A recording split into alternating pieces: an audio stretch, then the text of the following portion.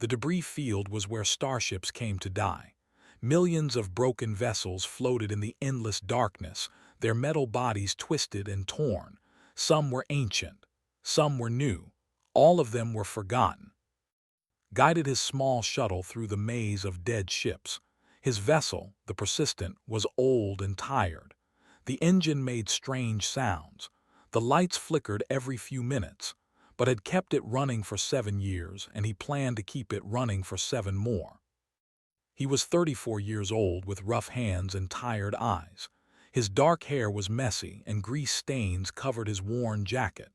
Once he had worked on Earth's merchant fleet, fixing big ships that carried goods across the stars. That life ended when an accident destroyed a cargo vessel.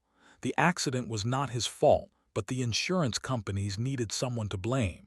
They chose him. Now he lived alone in the debris field, salvaging parts from dead ships and selling them to survive. The alien species that controlled the galaxy looked down on humans. Earth had only been spacefaring for 200 years. To the ancient civilizations of the Coalition, humans were like children playing with dangerous toys. Did not care what they thought, he had work to do. His scanner beeped. Something large was hidden beneath the layers of wreckage below. Frowned and checked the readings again. The object was massive, bigger than anything he had seen in this sector, but the scanner could not identify what it was. Strange, he thought, very strange. He guided the Persistent down through the floating debris. Broken hulls scraped against his shields. Warning lights flashed, but ignored them. He had learned long ago which warnings mattered and which did not. After an hour of careful navigation, he found it. The ship was enormous. It stretched for kilometers, its dark surface smooth and elegant. It looked nothing like the angular vessels of the Coalition or the blocky human ships. This vessel seemed to flow like water frozen in time. Strange symbols covered its hull, written in a language had never seen. He circled the ship slowly, his mouth hanging open. In all his years of salvaging, he had never found anything like this. According to his scanner, the ship had no power. Its systems were completely dead, but the hull showed no damage. No holes, no burns, no signs of battle or accident. The ship was simply sleeping. Docked his shuttle near what looked like an airlock. He put on his environmental suit and grabbed his tool bag. Then he cut through the outer door with his plasma torch. The interior of the ship was dark and silent. His helmet light revealed walls made of some kind of crystal mixed with metal. The floor was smooth, and his boots made no sound as he walked. Everything was covered in a thin layer of dust. He explored for hours. The ship was vast, with countless rooms and corridors.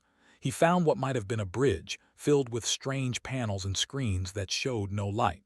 He found chambers that might have been quarters, though the furniture was shaped for bodies very different from his own. He found a room with a massive cylinder in the center, surrounded by tubes and cables. This, he guessed, was the engine room. Nothing worked, every system was dead. Sat down on the cold floor and thought. This ship was clearly ancient. The Coalition had records of a species called the Architects who had disappeared 400,000 years ago. They had built wonders that no modern species could understand.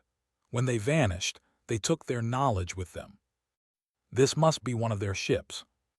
Other salvagers must have found it before.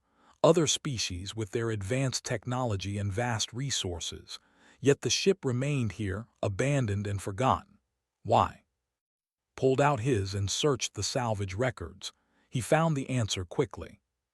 The ship had been discovered 17 times over the past 1,000 years.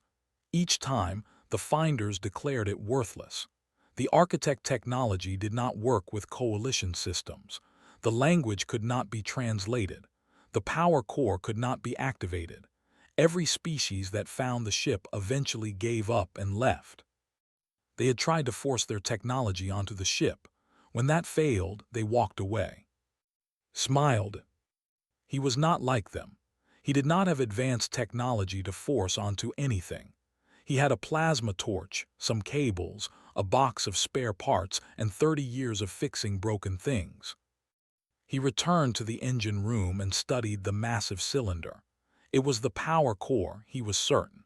The tubes and cables connected it to the rest of the ship. If he could make it work, everything else might follow. But how? He looked at the cables. They were made of something he did not recognize, but they were still cables. They carried power from one place to another. That basic principle had not changed in 400,000 years. He went back to his shuttle and disconnected one of his backup batteries.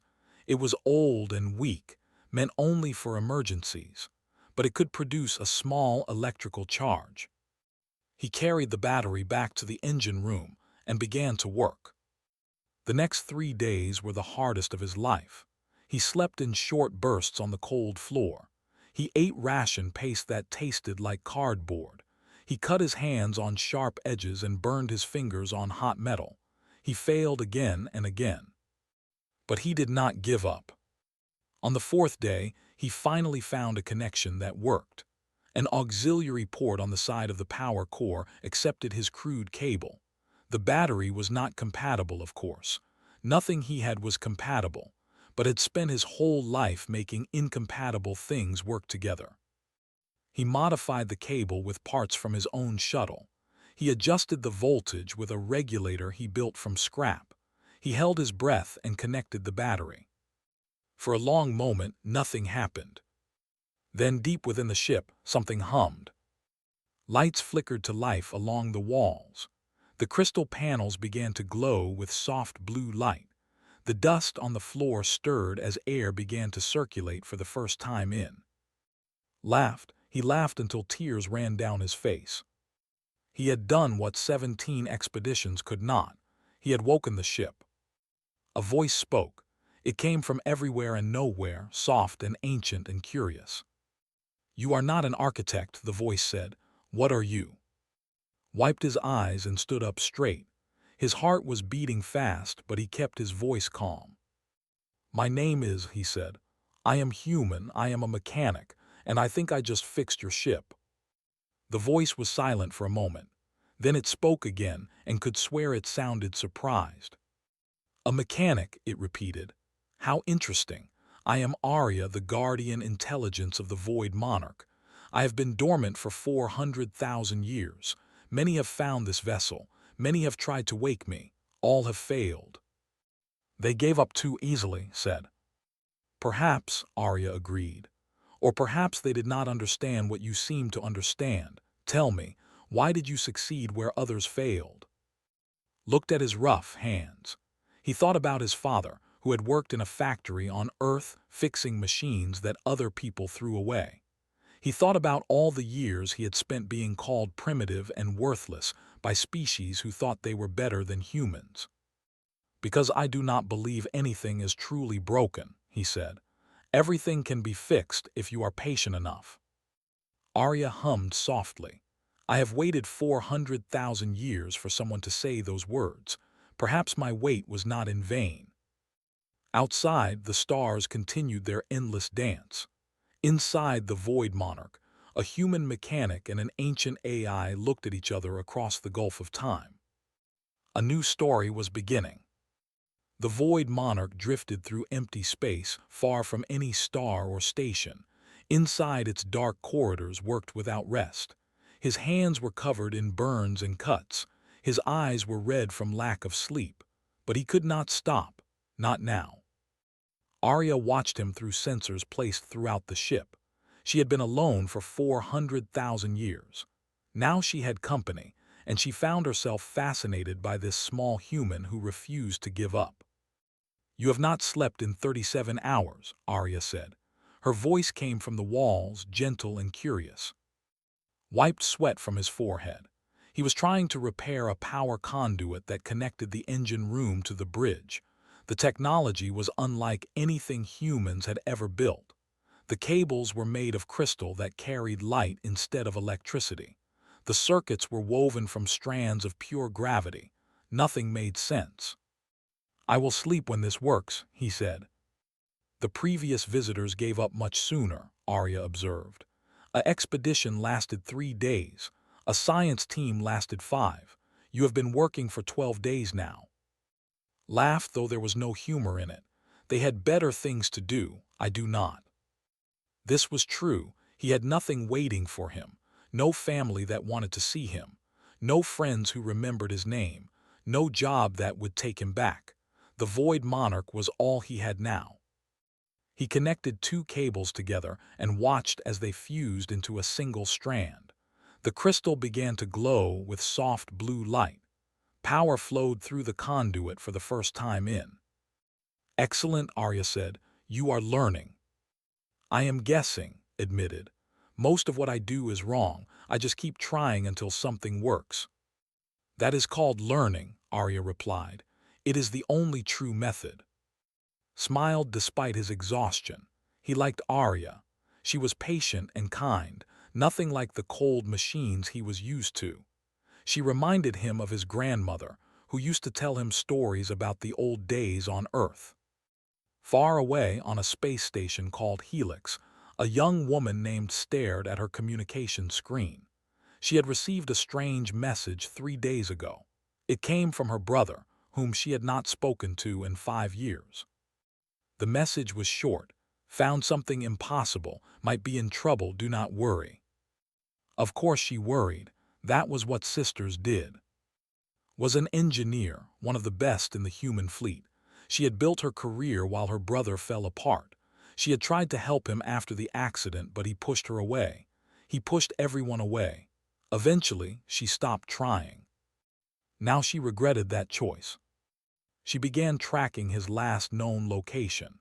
It took 2 days of searching through salvage records and station logs. Finally, she found him. He was somewhere in the debris field, inside a ship that her sensors could not identify. She packed her bags and booked passage on a transport vessel. She did not know what she would find when she arrived, but she knew she had to try. Back on the Void Monarch was making progress. The ship had many systems and each one was a puzzle. The life support was easy. The lights were simple, but the engines were another matter entirely. Arya tried to explain how they worked. "The architects did not travel through space," she said. "They folded it. Distance is an illusion. The engines do not move the ship. They change the shape of reality itself." Stared at the massive engine core. It was a cylinder of black crystal, taller than a building, surrounded by rings of floating metal. Even dormant, it hummed with power that made his teeth ache. "I do not understand," he admitted. "Few ever did," Arya said. "The architects spent millions of years developing this technology. They did not expect others to learn it quickly." Sat down on the floor and thought. His father had taught him that every machine, no matter how complex, followed the same basic rules. Power went in. Something happened. Results came out. The details changed, but the principle stayed the same. "Show me the power flow," he said. "From the core to the folding mechanism, show me the path." Arya projected a diagram in the air. Blue lines connected hundreds of components in a web so complex it made dizzy. But he studied it carefully, tracing each line with his eyes. After an hour he saw it, a gap in the web, a connection that was missing. "There," he said, pointing, "something is broken." Arya was silent for a moment. "You are correct. A relay failed when I entered dormancy. Without it, the folding system cannot activate." "Where is the relay?" "Deck 17, Section 42. But the relay is made of materials that no longer exist. It cannot be repaired with anything you possess." Smiled. "We will see about that." He spent the next 3 weeks in Section 42.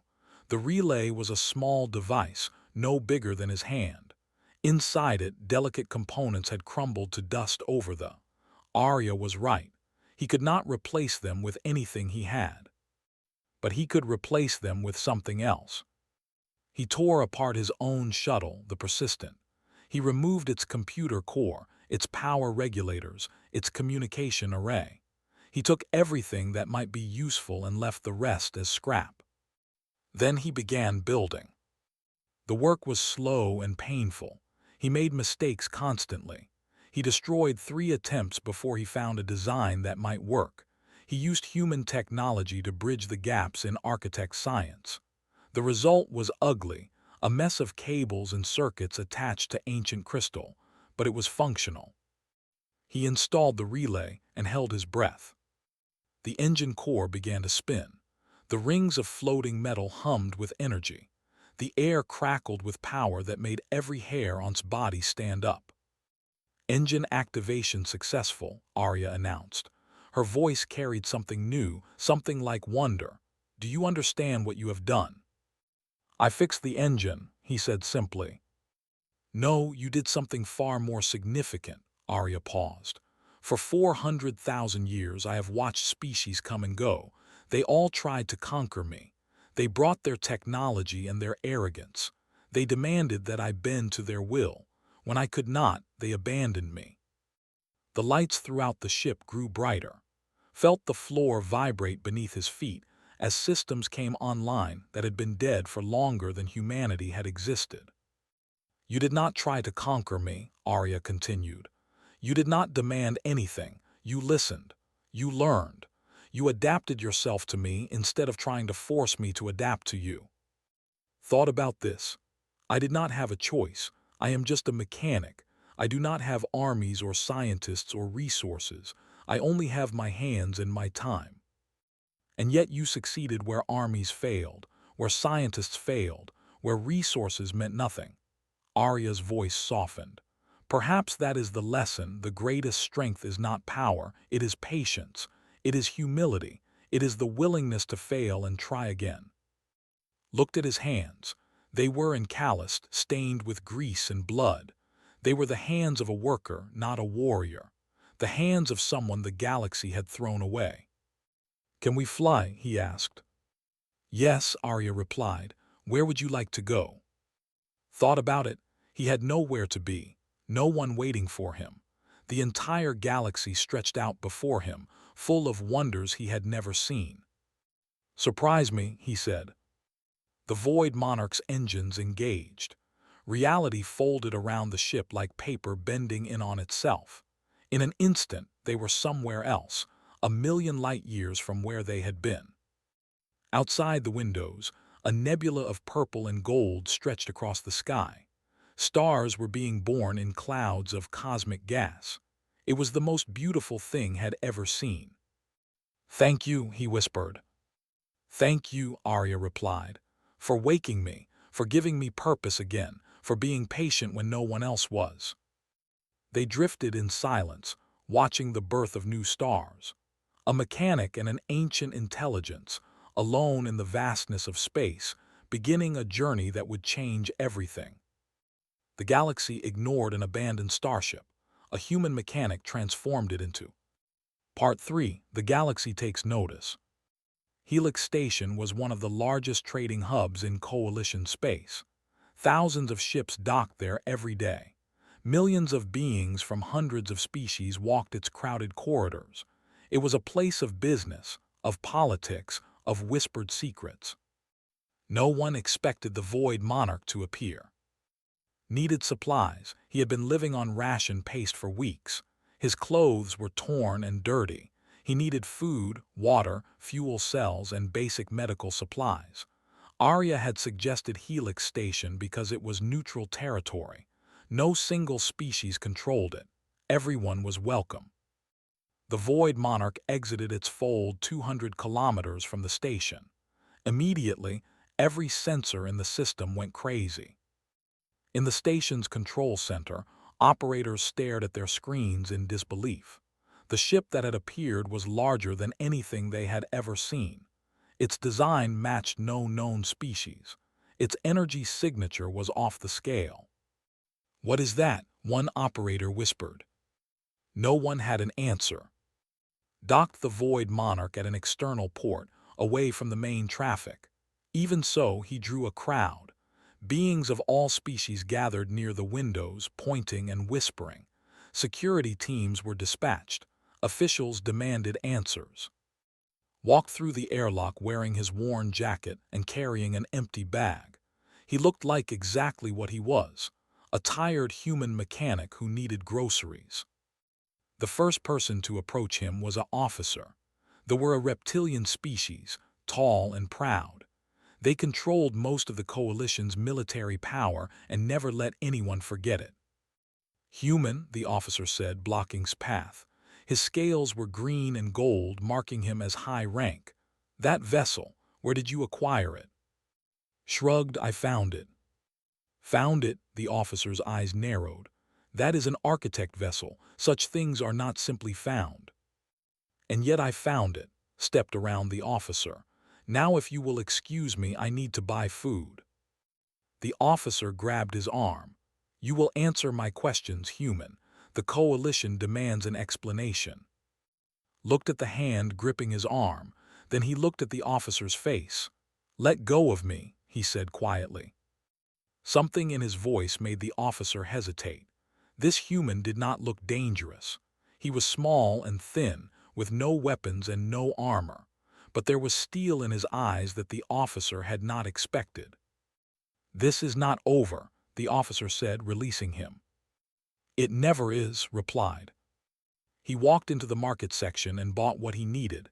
Simple things: food, water, a new jacket, some medical supplies for his burned hands. The merchant stared at him but said nothing. While he shopped, word spread through the station. An architect vessel, crewed by a single human, functional after 400,000 years. The news traveled faster than light, jumping from station to station, world to world. Within hours, every major power in the galaxy knew. Bay found him in a small food stall, eating noodles. She was an old friend, a human trader who had known him before his life fell apart. She was short and fierce, with sharp eyes that missed nothing. She said, sitting across from him, "What have you done?" He looked up from his noodles. "Hello, it is good to see you too." "Do not give me that." She leaned forward, her voice low. "The entire station is talking about your ship. They are already sending messages back to there. You have stirred up something big." "I just wanted to buy food." Rubbed her temples. "You always were terrible at staying out of trouble," she sighed. "Listen to me carefully.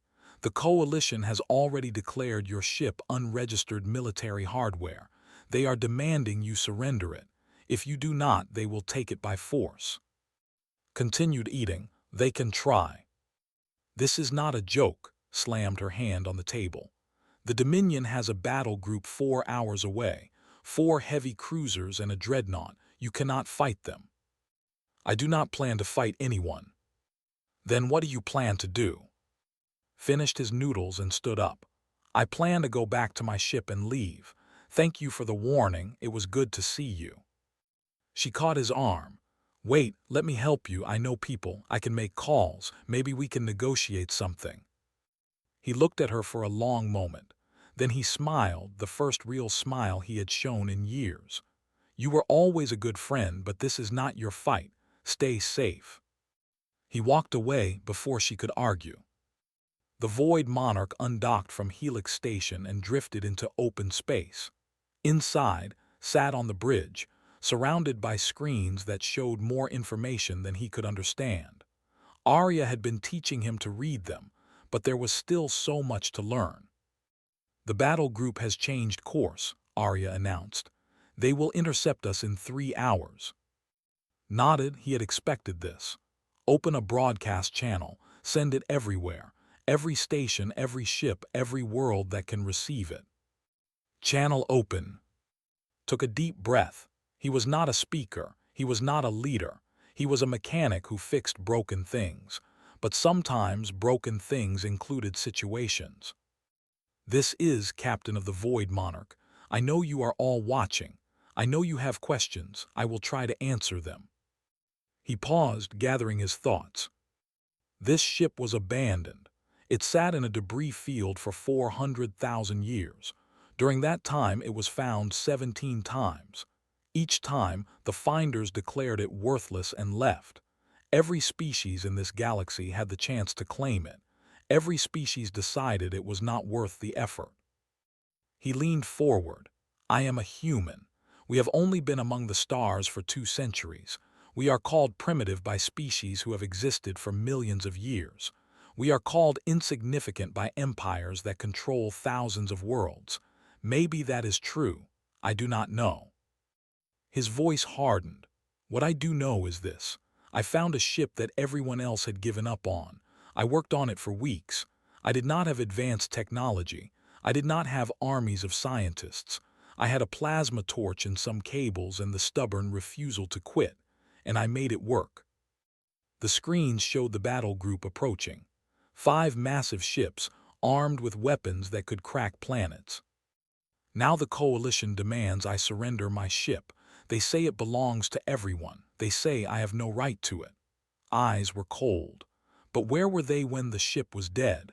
Where were they when it was just another piece of junk in a debris field? They did not want it then. They want it now because I fixed it. He stood up. This is my answer. No, I will not surrender my ship. I will not hand over something I built with my own hands to people who threw it away. If the coalition wants the Void Monarch, they can do what I did. They can find another architect vessel and fix it themselves. He cut the broadcast.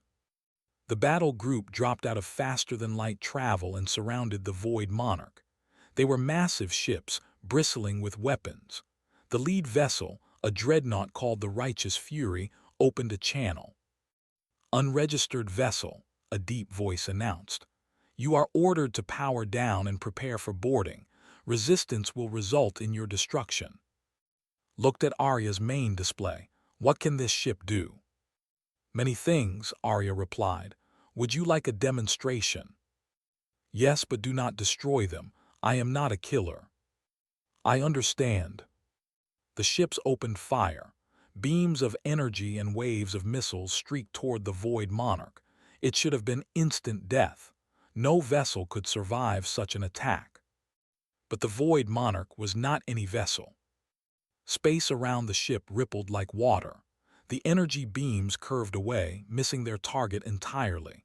The missiles vanished, teleported to empty space kilometers away. The Void Monarch did not even shake. Arya had activated the shields, but these were not ordinary shields. They were folds in space itself, barriers made of bent reality. Weapons designed to destroy matter meant nothing when they could not reach their target. The ships fired again, and again. Each time their weapons were useless. What is happening? The dreadnought captain screamed. Why can we not hit them? No one had an answer. Watched the chaos on his screens. He felt no joy, only sadness. These beings had tried to kill him simply because he had something they wanted. It was the oldest story in the galaxy. Arya, he said, get us out of here. The Void Monarch's engines engaged. Reality folded. In an instant the ship was gone, leaving 5 vessels drifting in empty space, their commanders stunned into silence. Across the galaxy, recordings of the encounter spread like fire.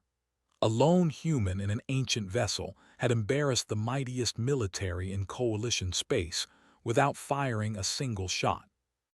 Everything was about to change. The Void Monarch drifted near a dying star. Its red light filled the ship with shadows, sat alone on the bridge staring at nothing. He was tired, more tired than he had ever been. Arya's voice broke the silence. You have not eaten in 18 hours. I am not hungry. That is concerning. Humans require regular nutrition. Laughed bitterly. What I require is for the entire galaxy to stop trying to kill me. He had been running for 2 weeks. They were not the only ones hunting him now. Every major power wanted the Void Monarch. Some wanted to study it. Some wanted to destroy it. All of them saw as an obstacle. He thought about his father. Minyu had been a factory worker on Earth fixing machines that others threw away. He never made much money. He never traveled to other planets. But he was happy. The best mechanic, his father used to say, is not the one who builds the strongest machine. It is the one who knows when not to use it. Had not understood those words as a child. Now he understood them too well. A proximity alarm sounded. Something was approaching the Void Monarch. Hands moved to the controls, ready to run. "Wait," Arya said. "It is a human vessel, small, unarmed." The ship appeared on his screen. It was a civilian transport, barely larger than his old shuttle. As he watched, it matched speed with the Void Monarch and sent a docking request. "Who is it?" asked. The pilot identifies herself as Froze, his sister. He had not spoken to her in 5 years. He had sent her a message weeks ago, telling her not to worry. Of course, she had ignored him. He wanted to refuse the docking request. He wanted to run away like he had run from everything else, but he could not from her. "Let her in," he said quietly. Stormed onto the bridge like a hurricane. She was shorter than, with the same dark hair and sharp eyes. She was also furious. 5 years, she shouted. 5 years without a word. And then you send me a message saying you might be in trouble. What is wrong with you?" "Stood up, lie. Do not make excuses," she pointed at him.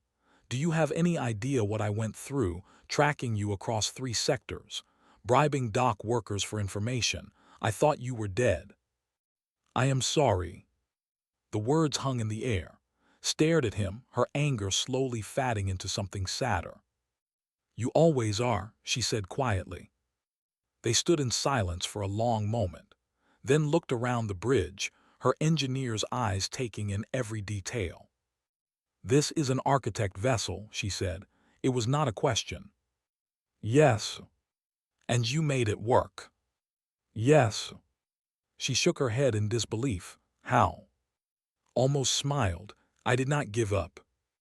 Over the next few days, explored the Void Monarch. She was amazed by everything she saw. The crystal processors, the gravity circuits, the engines that folded space.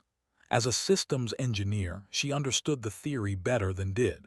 Together, they began unlocking secrets that had been hidden for 400,000 years. Deep within the ship, they found a chamber that Arya had not shown before. It was a weapons control room. "Why did you not tell me about this?" asked.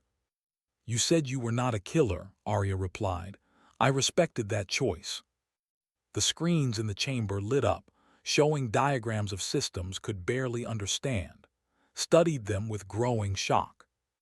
"These are not weapons of destruction," she whispered. "They are weapons of denial." She was right. The Void Monarch did not carry weapons designed to kill. Its technology was meant to disable, to contain, to prevent.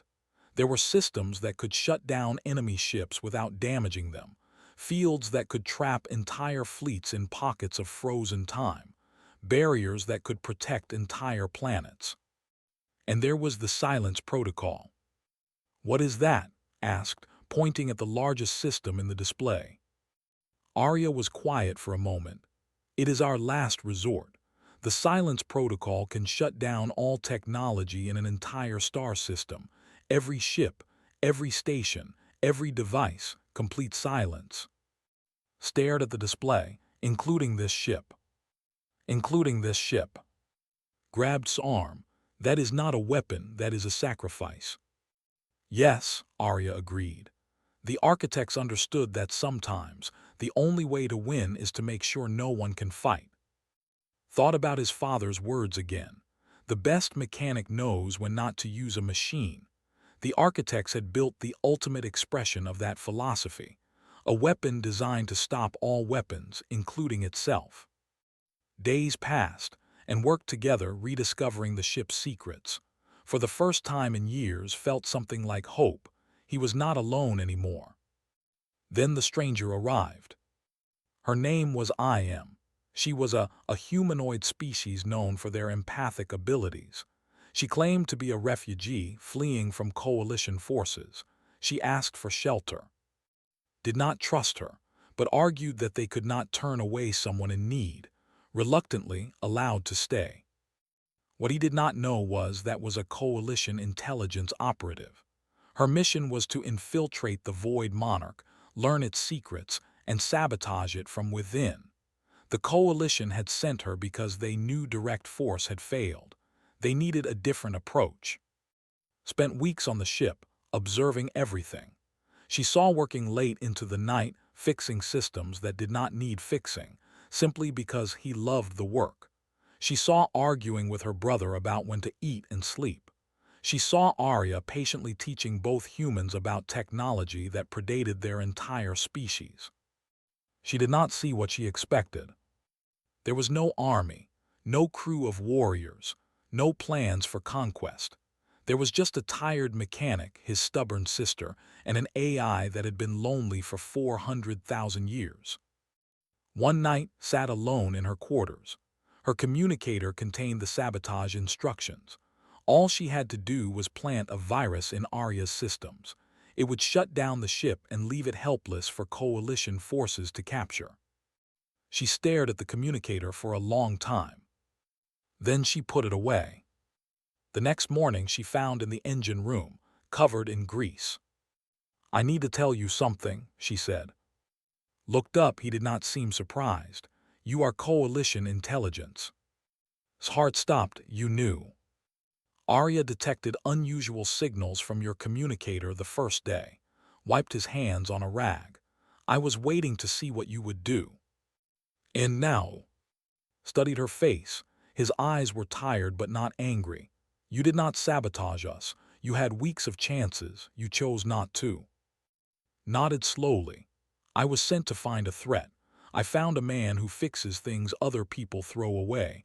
That is not a threat. That is something the galaxy needs." "So what will you do now?" Thought about her career, her duty, her orders. None of it seemed to matter anymore. "I think," she said slowly, "I would like to stay, if you will have me."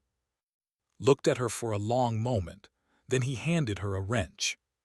"Can you fix things?" "I can learn." "Good enough." He turned back to the engine. "We have work to do." Found them later, working side by side. She raised an eyebrow at her brother. "A spy?" she asked. "A former spy," corrected. "Now she is crew." Shook her head. "You are impossible." "I know." The Void Monarch continued its drift through empty space. Its crew had grown from 1 to 3. Its secrets were slowly being revealed. And somewhere in the galaxy, forces were gathering that would test everything they had learned. The weapon was awake, but its true power was not in its technology. Its true power was in the people who believed that fixing was better than breaking. Hollow's Gate was the most important jump point in the galaxy. Every ship traveling between coalition space and human territories had to pass through it. For centuries, it had been neutral ground. Now it was about to become a battlefield. The Dominion had gathered the largest fleet in their history, 300 warships, 50 planet crackers, 1,000,000 soldiers. Their commander was Prime, the same officer who had confronted on Helix Station. His humiliation had turned to rage. He wanted revenge. His ultimatum was simple: surrender the Void Monarch or the Dominion would invade Earth's sector. Humanity's small defense fleet, only 40 vessels, stood between thee and there. It was not a fair fight. It was not meant to be. Received the news on Arya's communication array. He sat in silence for a long time, staring at the data on the screen. "It is a trap," said. "They know you will come. They want you to come." "Yes," agreed. "Then we should not go." He looked at his sister. She was scared. He understood. He was scared too. "If we do not go," he said quietly, "millions of humans will die. Earth will burn. Everything our species has built will be destroyed.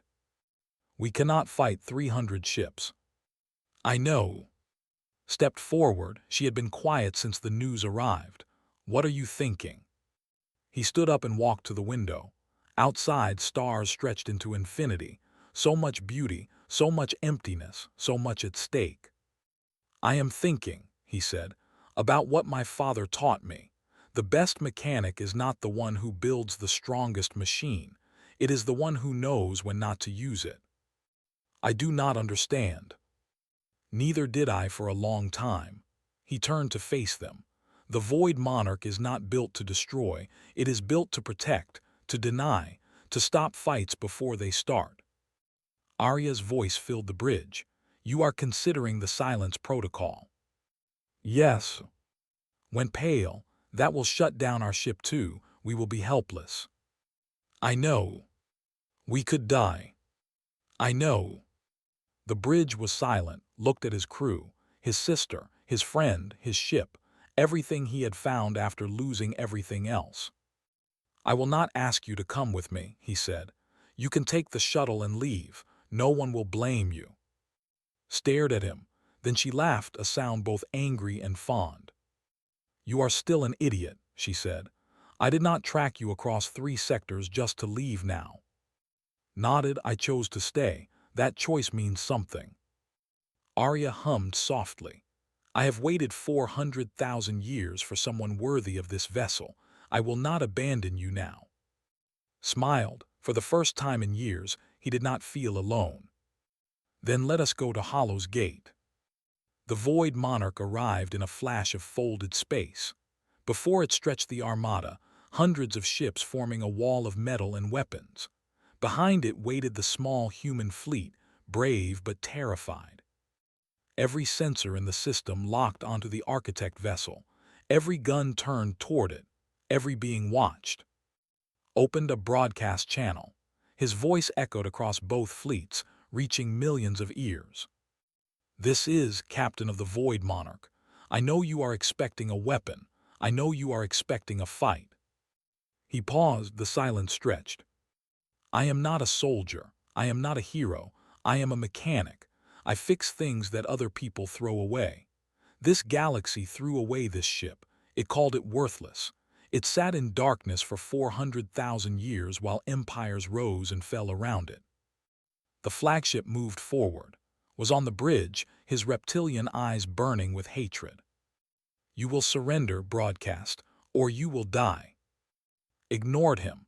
"This galaxy threw away humans too. It called us primitive, insignificant, children playing with dangerous toys. Maybe that is true, I do not know." He leaned toward the camera. "But here is what you do not understand about things that get thrown away. They learn to survive. They learn to build. They learn that the measure of something is not what it looks like, but what it can do." The fleet began to advance. Energy weapons charged, missiles locked. The end was approaching. "And we do not forget." Gave the order to fire.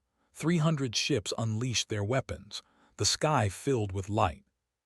The Void Monarch did not move. Its shields activated. Space folded around the vessel, creating barriers that no weapon could pass.